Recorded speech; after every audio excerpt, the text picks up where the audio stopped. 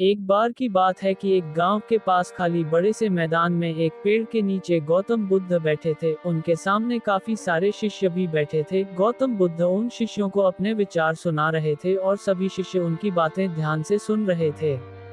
गौतम बुद्ध जी ने अपने शिष्यों को कहा कि हमें कभी भी जिंदगी में क्रोध नहीं करना चाहिए और कभी भी किसी को बुरा भला नहीं कहना चाहिए, क्योंकि जो व्यक्ति क्रोध में रहता है वह खुद को नुकसान पहुंचाता है और दूसरों को भी नुकसान पहुंचाता है। क्रोध में रहने वाला व्यक्ति और हमेशा प्रतिशोध की आग में जलता है और अपने जीवन को बर्बाद करता है।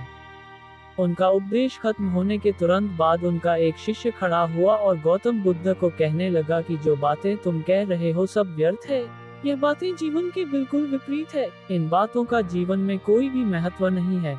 वह बुद्ध की काफी बुरा भला कहने लगा, लेकिन गौतम बुद्ध ने आगे से कुछ नहीं कहा। वह शांत बैठे रहे। ये देखकर शिष्य को और भी ज्यादा गुस्सा आ गया। उसने गुस्से में गौतम बुद्ध के चेहरे पर थूक दिया, लेकिन फिर भी बुद्ध ने कुछ नहीं कहा और वह वहां शांत बैठे रहे।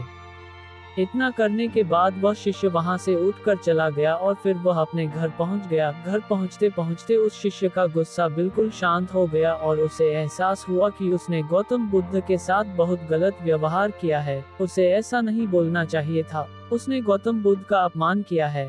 अब शिष्य को बात समझ आ गई थी और उसे अपनी गलती के लिए काफी पछतावा हो रहा था, इसलिए वह गौतम बुद्ध के पास जाकर माफी मांगना चाहता था।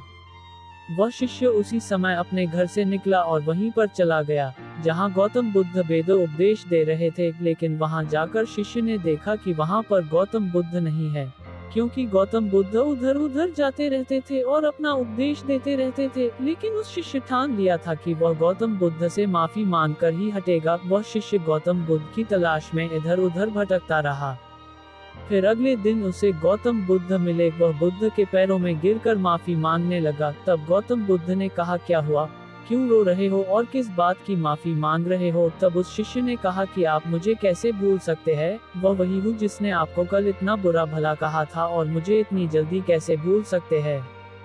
तब गौतम बुद्ध ने कहा कि मैं कल की बात कल ही छोड़ देता हूँ। यही मेरे जीवन जीने का तरीका है।